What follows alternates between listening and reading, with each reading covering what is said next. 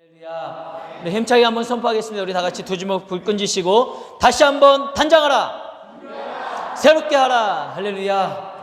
여러분, 오늘도 하나님의 말씀으로 여러분들의 마음과 심령을 단장하고 무장하고 새롭게 할 준비가 되셨습니까? 우리가 그 소망하는 마음으로 나아갔으면 좋겠어요. 이 예배드리는 자리에 하나님을 경배하고 살아계신 하나님을 찬양하며 높여드리며 그 하나님의 말씀이 선포되어질 때 그 말씀으로 우리의 심령을 단장하고 무장하고 새롭게 함으로 말미암아 우리의 삶이 새로워지고 거듭나고 교회가 새로워지고 하나님의 놀라운 역사가 여러분들의 삶 가운데 우리 교회 가운데 있기를 주님의 이름으로 축복합니다. 우리가 그 기대하는 마음으로 나아갔으면 좋겠어요.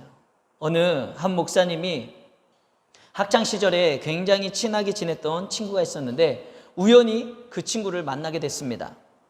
그래서 얼마나 반가운지 가던 길을 멈추고 같이 이런저런 이야기를 나눴다는 거예요. 그 이야기를 나누는데 그 친구로부터 굉장히 충격적인 이야기를 듣게 됩니다. 그 친구가 하는 이야기가 뭐냐? 이제 나이를 먹고 사회생활을 하며 직급이 높아지고 영업을 뛰고 여러 가지 사회생활을 하다 보니 술자리가 많아지고 그 술자리에 이어서 돈 주고 잠자리까지 이어지게 된다는 거예요. 그래서 목사님이 이렇게 물어봤다고 합니다. 야, 그러면 너 아내를 사랑하지 않니? 아내를 사랑하지 않는 거야? 그랬더니 그 친구가 이렇게 대답하는 거예요. 아니, 물론 여전히 내 아내를 사랑하지. 그렇게 대답하면서도 뭐라고 얘기하냐? 그런데 내가 이게 죄인 줄 알고 잘못된 것인 줄 알지만 이걸 끊을 수가 없어. 사회생활을 하다 보니까 어쩔 수가 없고 잘 안 돼. 그래서 목사님이 그 친구와 이런저런 계속해서 이야기를 나누다가 이젠 도전을 주는 거예요. 야, 친구야, 그럼 오늘부터 끊어보자. 힘들어도 잘 안 돼도 끊어보자. 그렇게 이야기를 했더니 그 친구가 뭐랬는지 아세요? 눈이 동그래지더니 나도 그렇게 하고 싶지. 나도 끊고 그러고 싶지. 그런데 미안해. 사실은 오늘 정말 중요한 술자리가 있거든. 이건 빠질 수 없고 정말 일하는 데서 정말 중요한 술자리가 있어서 미안해 이러더라는 거예요. 여러분들은 이 이야기를 들으면서 어떤 생각이 드십니까? 정말 안타깝지 않습니까? 여전히 아내를 사랑한다고 이야기하며 분명 그 가정에 자녀도 있지 않겠냐 이거예요.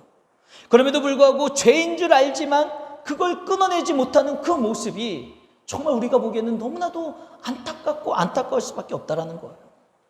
그런데 여러분, 우리에게도 알고도 짓고 있는 죄, 끊지 못해 계속해서 짓고 있는 죄의 모습이 있지는 않습니까? 그 사람만의 문제인가요? 여러분, 죄가 크든 작든 하나님 앞에서는 다 똑같은 죄라는 거예요. 죄의 성격이, 모습이 다를 수는 있습니다. 이 사람의 죄는 술 먹고 돈을 주며 잠자리를 하는 가정이 있음에도 불구하고 그게 죄인 줄 알면서도 그것을 끊어내지 못하는 것이 죄라면 우리의 삶 가운데는 그 정도까지는 아니라 할지라도 우리의 삶 가운데도 분명히 죄인 줄 알면서도 이게 잘못된 것인 줄 알면서도 그것을 끊어내지 못하고 잘라내지 못하고 정리하지 못하고 있는 우리의 모습이 있을 수 있다는 거예요.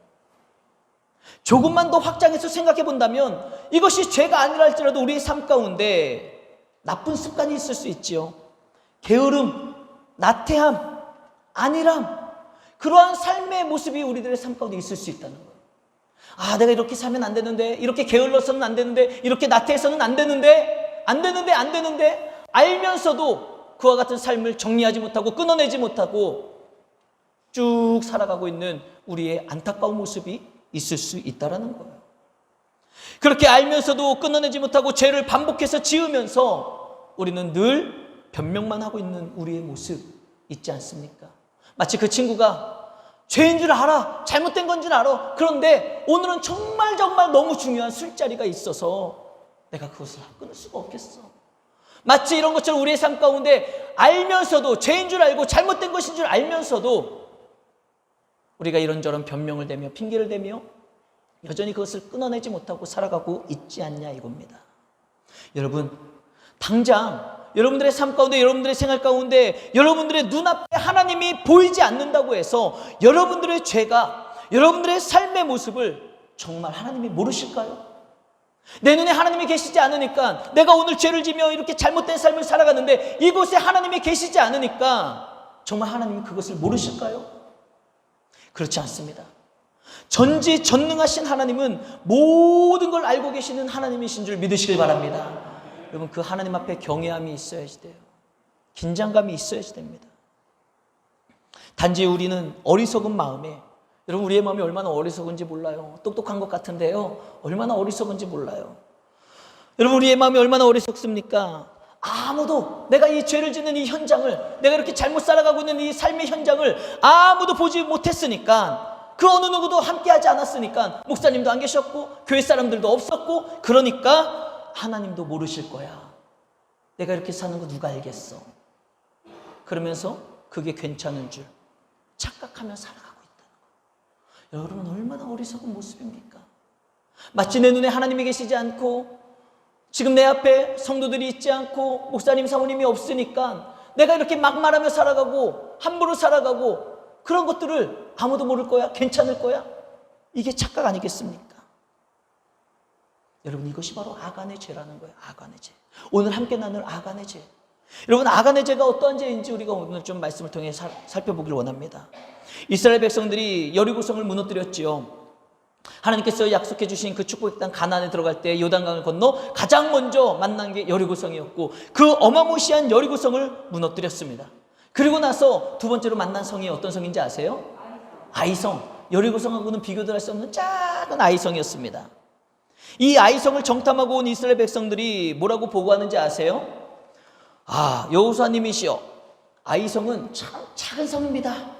아주 소수의 사람들이 모여 살아가고 있는 성입니다. 그러니 온 백성들이 다 올라가게 해서 모두 수고롭게 할 필요가 없습니다. 한 2-3천 명 정도만 올라가면은 충분히 아이성을 이길 수 있을 것 같습니다. 그래서 여호수아가 그 정탐꾼들의 이야기를 듣고, 그래? 그럼 우리 다 괜히 올라가서 수고롭게 하지 말고 3천 명이 나가자. 그래가지고 3천 명을 딱 보냅니다. 그런데 여러분, 하지만 결과가 어떻게 되는지 아세요? 패했습니다. 이스라엘 백성들이 아이 사람들 앞에서 도망치게 되었다라고 성경은 기록하고 있고요. 그들은 완전히 폭망한 거예요. 완전 패배하고 말았습니다. 그때 여호수아와 장로들은 함께 여호와 궤 앞에서 옷을 찢으며 그 땅에 엎드려 머리에 티끌을 뒤집어 쓰고 날이 저물도록 애통하며 하나님 앞에 기도하는 거예요. 아니, 하나님, 어떻게 우리가 이렇게 질 수가 있습니까? 저렇게 코딱지만한 성에게, 저 사람들에게 우리가 어떻게 하나님의 백성인데 우리가 질 수 있습니까? 날이 저물도록 그 하나님 앞에 엎드려 죄를 뒤집어 쓰고 기도했을 때, 애통했을 때, 그때 하나님이 이렇게 말씀하시는 거예요. 우리 다 같이 여호수아 7장 11절과 12절 말씀 다 같이 한번 읽어보겠습니다. 시작. 이스라엘이 범죄하여 내가 그들에게 명령한 나의 언약을 어겼으며, 또한 그들이 온전히 바친 물건을 가지고 도둑질하며 속이고 그들의 물건들 가운데 두었느니라. 그러므로 이스라엘 자손들이 그들이 원수 앞에 능히 맞서지 못하고 그 앞에서 돌아섰나니, 이는 그들도 온전히 바친 것이 됨이라. 그 온전히 바친 물건을 너희 중에서 멸하지 아니하면 내가 다시는 너희와 함께 있지 아니하리라. 아멘. 이 말씀을 들은 지도자 여호수아는요, 우리 가운데 죄 지은 사람이 있구나. 아이성 전투에서 패배한 이유를 알게 된 거예요. 죄 지은 사람이 있기 때문에, 불순종한 사람이 있었기 때문에 지금 아이성 전투에서 패배했다는 것을 하나님의 말씀을 통해 알고 된 것이죠. 그리고 이제 하나님께서 말씀하신 대로, 하나님의 방법대로 그 범인이 누군지, 죄인이 누구인지를 색출하게 됩니다. 하나님께서 여호수아에게 가르쳐 주신 범인을 색출하는 방법이 무엇입니까? 여호수아 7장 14절 이하의 말씀을 보면 이제 각 지파별로 가까이 나오고, 그리고 그러면은 그 다음에 그 뽑힌 자들 중에서 그 지파에서 또 가까이 나오면 족속이 뽑히고, 그 족속이 뽑힌 자들 가운데 가까이 나오면은 그 남자가 뽑히고, 남자들 가운데 범인이 나오게 된다라는 거예요. 이게 하나님이 가르쳐 주신 방법입니다. 그 말씀대로 여호수아는요, 아침에 일찍 일어나게 됩니다. 그리고 이스라엘의 12지파 모든 지파를 세워놓죠. 세우고 이제 지파별로 나오게 합니다. 그랬더니 누가 뽑히는지 아세요? 아니에요. 유다 지파가 먼저 뽑히는 거예요. 유다 지파가 딱 뽑혔고, 유다 지파를 앞으로 나오게 했더니 그 유다 지파 가운데 세라 족속이 뽑혔고, 세라 족속을 또 앞으로 나오게 했더니 그 각 남자들 가운데 삽디가 뽑혔고요. 그 삽디의 가정의 남자들을 나오게 했더니 그때 아간이 뽑히는 거예요. 이젠 죄인이 누구예요? 아간이라는 게 잡혔죠. 오늘 본문을 보면은 이제 그렇다면 이 아간의 죄가 무엇인가? 무슨 죄를 졌는지 우리가 이 부분을 좀 살펴보고자 합니다. 오늘 본문을 보면은 뭐라고 나와 있습니까? 온전히 바친 물건을 가졌습니다. 누가? 아간이. 온전히 바쳐진 물건을 가졌다라는 거예요. 즉 무슨 말이냐? 여리고성 전투에서 승리했을 때 하나님께서 뭐라고 말씀하셨냐? 그 여리고성 안에 있는 모든 이방인들과 가축들과 물건들 싹 다 죽이고 불태워 버려라. 이게 하나님의 명령이었어요. 말씀이었습니다. 그런데 아간은 딱 여리고성에 들어가고 나니 눈이 휘둥그레지는 거예요. 광야에서 그렇게 없이 살다가 이제 가나안 땅에 딱 여리고성에 들어가고 나니까 눈이 휘둥그레지는 거예요. 막 금은보화가 있고 막 옷이 있고 막 가축들이 있고 얼마나 눈이 휘둥그레지겠느냐 이거예요. 아간의 마음에 욕심이 생겼어. 그래가지고 성경 여호수아 7장 21절을 보면은 탐내었다. 아간이 탐내었다라고 이야기를 하고 있습니다. 그래서 아간은요, 시날산의 아름다운 외투 한 벌, 그리고 은 200세겔, 그리고 50세겔의 무게가 되는 금덩이 하나, 이렇게 세 가지를 어떻게 해요? 슬쩍 하는 거예요. 슬쩍 합니다.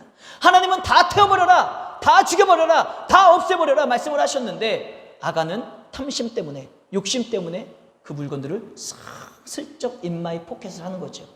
당연히 그 모습을 아무도 보지 못했기 때문에 아간은 뭐라고 생각했어요? 내가 이렇게 숨긴 것, 내가 이렇게 죄 지은 것, 하나님의 말씀에서 불순종한 것 아무도 모를 것이다. 그러니 괜찮을 것이고 하나님도 모를 것이다. 이런 착각을 하게 되는 거죠. 여러분, 아간이 취한 그 전리품은요, 온전히 바친 물건으로서 누구의 것입니까? 하나님의 것입니다. 이걸 잊지 마셔야 되는 거예요. 왜 그 여리고성을 점령했을 때 그 여리고성 안에 있었던 모든 전리품이 왜 하나님의 것입니까? 여러분, 전쟁에 나가서 승리를 하잖아요. 그러면 그 승리한 사람들의 것이 바로 그 전리품이에요. 뭐 투구든 총이든 재물이든 사람이든 다 전쟁에서 승리한 사람들의 것인데, 오늘 말씀에 보면은 뭐라고 나와 있습니까? 온전히 바쳐진 물건 뭐예요? 그 모든 여리고성에 있었던 전리품은 이스라엘 백성들의 것이 아니라 하나님의 것이에요. 근데 좀 이상하지 않습니까? 분명히 이스라엘 백성들이 전쟁에 나가 승리했는데 왜 그것이 하나님의 것이지? 이스라엘 백성들의 것이 아니라? 여러분, 그 전쟁은요, 다르게 해석하면은요, 이스라엘 백성들이 승리한 전쟁이 아닙니다. 그 전쟁은 누가 승리하신 거예요? 하나님이 승리하신 것입니다. 할렐루야. 하나님이 승리하신 전쟁이기 때문에 그 여리고성에서 취득한 그 모든 전리품들은요, 이스라엘 백성들의 것이 아니에요. 하나님의 것입니다. 하나님의 말씀대로 이스라엘 백성들이 그 여리고성을 돌았기 때문에, 하나님의 방법으로 했기 때문에 하나님이 승리케 하신 것이지, 이스라엘 백성들이 잘나서 전투력이 좋아서 무기가 있어서 아닙니다. 하나님이 승리하신 전투였고요. 그러므로 여리고성 안에 있었던 모든 전리품들은 하나님의 것이다라는 거예요. 그렇기 때문에 그 전리품의 주인이 되시는 하나님께서 뭐라고 말씀하시는 거예요? 싹 다 죽여버려라, 싹 다 없애버려라, 싹 다 태워버려라, 이렇게 명령을 하신 거예요. 그런데 그 명령을 들은 이스라엘 백성들 가운데 한 사람 아간은 하나님의 말씀에 불순종하는 겁니다. 하나님의 말씀에 불순종하는 거예요. 자신의 탐심을 절제하지 못했다라는 거예요. 그래서 성경을 보면 뭐라고 나와 있냐? 우리가 아까 읽은 말씀에 보면 뭐라고 나와 있어요? 도둑질했다. 그 온전히 바쳐진 물건을 그놈이 도둑질했다. 하나님의 전리품을 인간이, 아간이 도둑질을 했다라고 성경은 말씀하고 있는 것입니다. 오늘 아간이 이와 같은 죄를 짓고 이제 범인으로 붙잡히게 되잖아요. 이 과정을 통해서 우리는 두 가지를 깨달아야지 됩니다. 그 첫 번째 깨달아야 될 게 뭐냐면, 여러분 생각해 보십시오. 이스라엘 백성들이 한 몇 명 정도 됐을까요? 대략 한 200만 명 되지 않겠습니까? 우리가 보통 그렇게 계산을 하잖아요. 그 200만 명이나 되는 수많은 이스라엘 백성들이 여리고성을 점령하고 승리를 하고 여리고성을 들어갔습니다. 그때 눈에 보였던 그 많은 전리품들이 얼마나 눈이 휘둥그레졌겠냐 이거예요. 아간의 눈만 휘둥그레졌겠냐 이거예요. 200만 명의 사람이라면 200만 명 다 광야에서 정말 그렇게 힘들고 어렵게 살다가 여리고성을 점령하고 들어갔더니 그곳에 막 가축이 널려 있고 금은보화가 있고 젖과 꿀이 흐르고 얼마나 눈이 휘둥그레졌겠냐 이거예요. 엄청난 전리품들이 있었지요. 하지만 200만 명이나 되는 이스라엘 백성들 가운데요, 하나님의 말씀대로 말씀을 어기고 그 전리품을 취했던 사람은요, 200만 명 중에 몇 명? 단 한 사람밖에 없다라는 거예요. 여러분 좀 신기하지 않습니까? 저는 이 말씀을 보면 너무 신기하더라고요. 야, 어떻게 200만 명이나 된 사람이 어떻게 그렇게 다 마음을 절제할 수 있었을까? 여러분, 이스라엘 백성들은 지금 요단강을 건너 하나님의 말씀대로 여리고성을 돌며 그들의 마음 가운데 뭐가 있었던 거예요? 하나님을 경외하는 마음, 하나님을 신뢰하는 마음, 하나님을 사랑하는 마음. 그 마음이 충만하다 보니까 하나님의 말씀에 순종하는 삶을 살게 되는 거예요. 그래서 아무리 눈앞에 금은보화가 있고 널려있다 할지라도 욕심이 생기지 않는 거예요. 아니죠. 욕심이 생겨도 하나님을 더 경외하기 때문에 그 욕심의 마음을 절제할 수 있고 누를 수 있고 참고 인내할 수 있는 거죠. 그런데 단 한 사람, 아간은 그걸 못하는 거예요. 그만큼 하나님을 경외하지 않은 것 아니겠습니까? 여러분, 이 말씀을 통해서 우리가 생각해야 될 게 뭐냐면요, 우리의 눈에는요, 예수님을 믿고 교회를 다니는 사람들 가운데, 그리고 이 세상 가운데 악해 보이는 사람들이 더 많이 보일지 몰라요. 예수를 믿고 교회 다닌다 하면서도 그놈이 그놈 같은 사람들이 많아 보일지 모른다. 아유, 저러면서 예수 믿어? 그런데 여러분 그거 아십니까? 긍정적인 것보다도요, 부정적인 것이 훨씬 더 크게 보이는 법이에요. 저도요, 이렇게 목회하면서 딱 설교하러 딱 강단에 올라오면은요, 분명히 두 눈 똑바로 뜨고 설교를 잘 듣는 사람들이 훨씬 더 많은데, 졸고 계시는 한 사람, 두 사람 왜 이렇게 눈에 더 크게 들어오는지 몰라요. 다 조는 것 같아, 그러다 보니까. 그리고 이렇게 많은 분들이 앉아 계시는데 빈자리가 몇 자리 있어요. 누군지 알아요? 저기는 누구 자리고 저기는 누구 자리. 제가 다 알거든요. 근데 이렇게 다 앉아 계시는데도 어떤 마음이 드냐? 왜 안 나왔지? 왜 안 나왔지? 부정적인 게 더 크게 보이는 거예요. 우리가 신앙생활을 하다 보면 여러분, 하나님을 잘 믿는 사람들이 훨씬 더 많습니다. 할렐루야. 근데 우리의 눈에는 뭐가 보이는 거예요? 부정적인 사람들이 더 많이 보이는 거예요. 안 믿는 사람들 왜 저럴까? 교회 다니면서 왜 저렇게 행동할까? 저렇게 살아갈까? 여러분, 그렇지 않습니다. 이 세상에는요, 하나님을 더 신실하게 믿는 사람들, 더 은혜 가운데 살아가는 사람들, 더 말씀으로 충만하고 기도하며 믿음으로 살아가는 사람들이 훨씬 더 많다라는 거예요. 그래서 이 말씀을 통해 우리가 깨달아야 될 게 뭐냐? 우리가 신앙생활하면서 여러분 잘못된 기준을 가지셔서는 안 돼요. 우리는 이렇게 생각할 수 있습니다. 저 사람 저렇게 신앙생활하니까 나도 저 정도 하면 되지, 대충 하면 되지, 적당히 하면 되지. 우리 목사님 저렇게 하니까 나도 이러면 되지. 우리 장로님들이 이렇게 사시니까 나도 그냥 저 장로님 정도만 해도 되는 거 아니야? 아니에요, 여러분. 우리의 삶의 기준이 여러분 아간이 돼서는 안 됩니다. 200만 명 중에 한 사람 아간, 죄를 짓고 함부로 살아갔던 그 아간이 우리의 삶의 기준이 돼서는 안 된다는 거예요. 그보다도 훨씬 더 많은 하나님을 경외하며 믿음으로 살아가는 200만 명 빼기 1, 그 나머지 사람들, 그 사람들이 우리들의 삶의 기준이 되어야 될 줄로 믿습니다. 여러분, 이 은혜가 있었으면 좋겠어요. 여러분, 이 세상에는요, 하나님을 더 신실하게 믿고 더 잘 섬기며 하나님의 뜻대로 순종하며 살아가는 참된 믿음의 소유자들, 그리스도인들이 더 많다는 사실을 잊지 마시길 바랍니다. 그래서 여러분들이 눈에 보이는 그저 그런 사람을 신앙의 본으로 삼지 마세요. 저 사람이 저렇게 사니까 나도 이 정도 신앙생활하면 괜찮겠지? 아닙니다. 보다 더 훌륭하게, 보다 더 멋지게, 보다 더 신실하게, 더 온전한 믿음을 가지고 살아가는 신앙인들을 여러분들의 삶의 기준으로 삼으시길 바랍니다. 그래서 여러분들은 한 사람의 아간이 돼서는 안 돼요. 더 많은 하나님을 신실하게 하나님의 말씀에 순종하는 믿음의 백성들, 그리스도인들 되시기를 주님의 이름으로 축복합니다.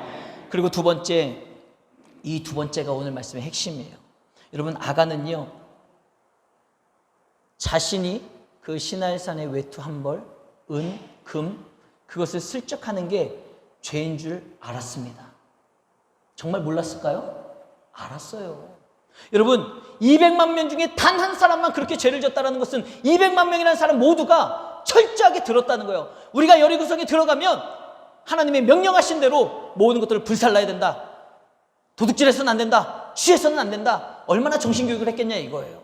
그러니 200만 명 중에 단 한 사람 빼고 그것을 다 실천한 것 아니겠어요? 다시 말하면은 아간도 그것이 잘못됐다는 것을 본인이 알고 있었다는 거예요. 내가 저것을 슬쩍하면 안 된다는 것, 저 전리품에 손을 대면 안 된다는 것, 그것을 아간이 알고 있었다는 거예요. 그런데 아간은 알면서도 그 죄를 지은 거예요.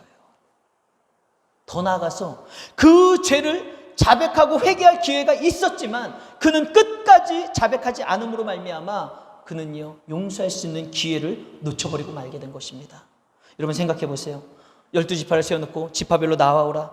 그리고 그 뽑힌 지파에서 한 족속이 나와오라. 그리고 그 족속에서 남자들 나오라. 그 족속의 남자들 중에서 한 사람이 뽑힐 때까지 여러분 몇 번이요? 4번. 4번의 기회가 있었다는 거예요. 왜 하나님이 그렇게 나오고 왜 그 방법을 여호수아에게 주셨겠냐 이거예요. 다시 생각해 보면요, 사랑의 하나님, 자비의 하나님이 4번의 기회를 주신 거예요. 아간에게 돌이킬 수 있는, 자복할 수 있는, 회개할 수 있는 그 기회를 4번이나 주신 거예요. 그런데 아간은 어떻게 합니까? 무려 그 4번의 기회를 다 날려버리는 거예요. 정말 어리석지 않습니까? 여러분 같으면은 생각해 보세요. 내가 죄를 졌어. 내가 죄를 졌는데 지금 그 방법대로 하다 보니까 우리 유다 지파가 뽑혔네. 그리고 기억이 안 나지만 그 다음에 우리 집안이 뽑히네. 그러면은 아간의 마음 가운데 좀 쫄리지 않겠어요? 내가 죄를 졌는데 점점 좁혀지는 게 내가 걸릴 것 같아. 그러면 그때라도 어떻게 해야 돼요? 자수해야죠. 한 2번 정도 그렇게 했으면은 죄송합니다. 사실은 제가 이렇게 탐심을 절제하지 못하고 제가 하나님의 것에 손을 댔습니다. 제가 죄를 졌습니다. 용서해 주십시오. 그런데 그는요 끝까지 가만히 있어요. 끝까지 가만히 있으니까 결국 어떻게 해야 돼요? 잡혔어요. 범인으로 들통나게 되는 거예요. 결국 아간의 죄는요 끝까지 속이려고 했지만 하나님 앞에서는 절대로 속일 수가 없었습니다. 여러분, 죄는 그런 거예요. 우리가 속일 수 있다고 생각하지만 하나님 앞에서, 전지하신 하나님, 모든 걸 알고 계신 하나님 앞에 어찌 우리의 죄를 속일 수 있겠냐 이거예요. 결국 아간은 뽑히고 이제 잡히게 되는 것입니다. 여러분, 아간의 죄가 바로 이거예요.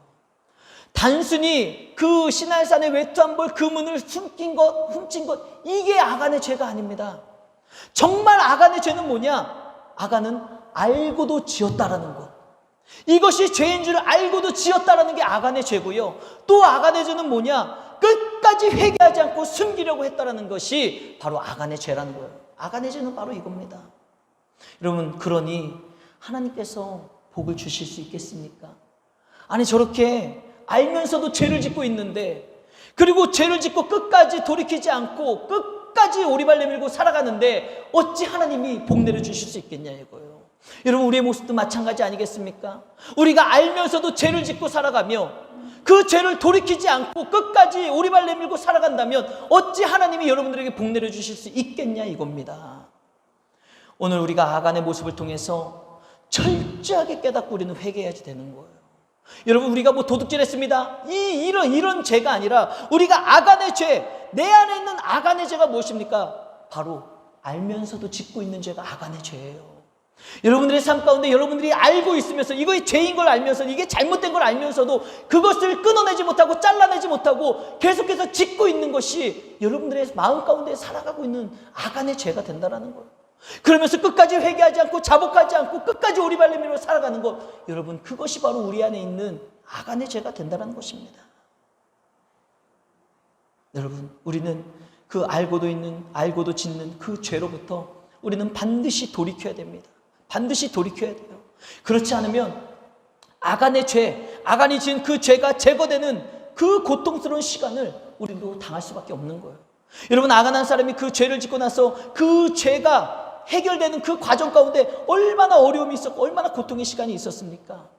여러분, 그 아간 한 사람이 죄를 지음으로 말미암아 그 죄를 대속하기 위해, 그 죄의 문제를 해결하기 위해 어떤 일들이 벌어지는 거예요? 아간 자신뿐만 아니라 자신의 가족들 모두가 몰살당하는 거예요. 뿐만 아니라 자기가 그렇게 탐내고 아꼈던 물건들 싹 다 불태워져 없어져 버리는 거예요. 여러분, 그 과정이 바로 그 죄의 문제를 해결하는 고통의 과정 아니겠습니까?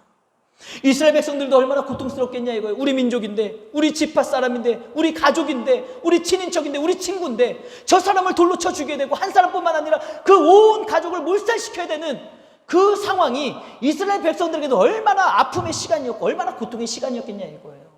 여러분, 죄의 문제가 해결되어지는 데는요, 그렇게 아픔과 고통의 시간이 그런 희생이 필요하다는 겁니다. 마치 우리의 죄를 속하시기 위해서 예수 그리스도께서 십자가를 지시고 십자가의 고통을 당하시고 죽으셨던 것처럼 죄의 문제는 그저 해결되는 것이 아니라 그 죄로 말미암아 엄청난 고통과 희생과 아픔의 시간이 필요하다는 거예요. 우리도 죄를 돌이키지 아니하고 회개하지 아니하고 기회를 놓쳐버리고 오리발 내밀며 죄를 끊지 않고 살아가면 여러분, 우리도 그 아간이 당했던, 이스라엘 민족이 당했던 그 고통의 시간을 나와 우리 가정이 당할 수밖에 없는 것, 이것이 바로 성경이 우리들에게 가르쳐 주시는 진리의 말씀이 된다는 것입니다. 이제 그렇게 고통의 시간이 다 끝난 후에, 고통의 시간이 다 끝나면서 그 아간의 죄가 다 해결된 후에 이제 이스라엘 백성들은요, 더 예전보다도 전적으로 하나님을 의지하며 더욱더 하나님의 말씀에 순종하는 삶의 태도로 변화되었다라는 거예요. 할렐루야. 여러분, 이게 중요한 건 아니겠습니까? 여러분, 우리가 죄를 자백하고 죄를 끊어내고 죄를 고백하고 끝나는 것이 아니라 이제 죄를 자백하고 고백하고 죄를 끊어냈다면 그 삶에 변화가 있어야 되는 거예요. 이스라엘 백성들은 어떻게 더 변화가 됐냐? 예전에는 아이성 전투 처음에 임할 때는 어떻게 했어요? 정탐꾼들이 가서 돌보고 별거 아닙니다, 그냥 우리 항상 2-3천 명 올라가면 끝나요. 자신들의 생각으로, 자신의 뜻으로, 자신들의 방법으로 아이성을 전투하려고 했잖아요. 그런데 이제 아간의 사건을 통해 거기서 철저하게 패배하고 난 다음에 이스라엘 백성들은 어떻게 변화되는지 아십니까? 철저하게 하나님 앞에 기도하고 묻고 듣고 행하는 삶. 하나님이 가르쳐 주시는 대로, 하나님이 계획하시는 대로 여기에 매복을 시키고, 여기는 이렇게 모여있고 아이성 사람들이 나오면 들어가고, 이 모든 아이성 전투의 과정을 하나님께서 말씀하시고 계획하신 대로 이스라엘 백성들이 온전히 순종했다라는 거예요. 그렇게 거듭난 삶의 변화가 있었다는 겁니다. 자신들이 보기에는 별것 아니었지만 그래도 별것 아닌 것 같은 것까지도 하나님의 말씀에 온전히 순종하는 삶으로 거듭났고 변화됐고 결국 그 아이성 전투에서 승리를 하게 되는 것이죠. 여러분, 마찬가지로 우리가 알고도 짓던 그 죄로부터 돌이켰다면 이제는 내 삶 속에 하나님과 함께하는 삶의 증거가 있어야 됩니다. 할렐루야. 이스라엘 백성들이 죄 가운데 돌이키고 하나님의 말씀에 철저히 순종하며 살아갔던 삶의 거듭남과 변화가 있었듯이 우리의 삶 가운데도 죄에서 돌이켰다면 이제는 철저하게 하나님의 말씀에 순종하며 살아가는 삶의 모습이 삶의 증거로 있어야 된다는 거예요. 여러분, 그 삶의 순종의 핵심이 뭔지 아십니까? 내가 하나님 앞에 삶을 돌이키고 하나님의 말씀에 순종하는 삶을 살겠습니다, 살고 있습니다. 그 삶의 증거가 뭔지 아시냐고요. 그게 바로요, 기도자의 삶이에요. 내가 순종하며 살아가고 있다는 삶의 증거가요, 내가 기도하고 있느냐, 기도의 자리를 지키느냐 아니냐, 거기에 달려있는 거예요. 왠지 아십니까? 기도의 삶을 통해서 우리는 하나님 앞에 묻는 거예요. 하나님, 제가 이러한 삶 가운데 있는데 어떻게 해야 될까요? 기도를 통해 하나님 앞에 물어보면 하나님이 그 기도의 시간을 통해 음성을 주시죠. 응답하시는 거예요. 들려주시는 겁니다. 그러면 기도를 통해 하나님 앞에 묻고 하나님의 음성을 듣고 그대로 실천하며 순종하며 살아갈 때 여러분, 그 삶이 하나님과 동행하는 삶이고 그 삶 가운데 하나님의 은혜와 역사가 있게 되는 줄로 믿습니다. 그게 바로 하나님과 동행하는 삶의 증거예요, 기도하는 자가. 반대로 말하면 기도하지 않는 삶은요, 결코 하나님과 동행하는 삶이라고 할 수가 없는 것입니다. 기도하지 않는데 어찌 하나님의 뜻을 알겠냐 이거예요. 내가 하나님 앞에 물어보지도 않고 기도의 시간을 통해 하나님의 음성을 듣지도 못하고 있는데 어찌 우리가 하나님의 뜻대로 살아가겠냐 이거예요. 기도하지 않으면 여전히 뭐예요? 내 뜻대로 그냥 살고 있는 거예요. 우리는 기도하지 않으면 여전히 내 생각대로, 내가 계획한 대로, 내가 경험한 대로 내 마음으로 살아가고 있다라는 증거가 되는 것입니다.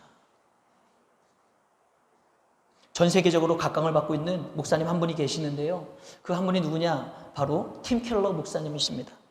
여러분, 9.11 테러를 기억하십니까? 9.11 테러. 2001년도 9월 11일 두 대의 여객기가 미국 뉴욕에 있는 세계무역센터 건물에 충돌하여 폭파했던 테러가 바로 9.11 테러죠. 여러분, 얼마나 충격적인 사건이었습니까? 그 9.11 테러로 인해서 수많은 사람들이 목숨을 다 잃어버렸죠. 그때 미국은요, 완전히 우울함에 빠졌어요. 미국이라는 사회 전체가 전 세계적으로 너무나도 충격이 됐고 우울함에 빠져 있었습니다. 그 어두운 그림자가 미국을 덮었다는 거예요.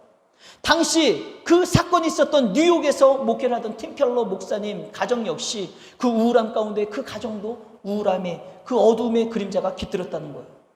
여러분 생각해 보세요. 9.11 테러로 뉴욕시 전체가 얼마나 암울했겠냐 이거예요.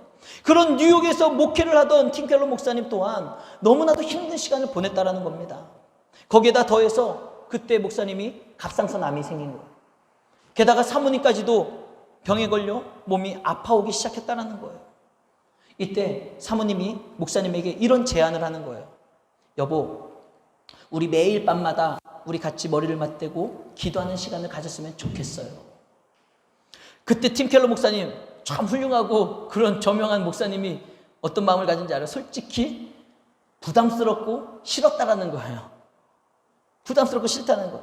아니, 기도야 각자 그냥 자기가 알아서 하면 되는 것이고, 아니 하루 이틀도 아니고 매일 밤마다 같이 머리를 맞대고 기도하자?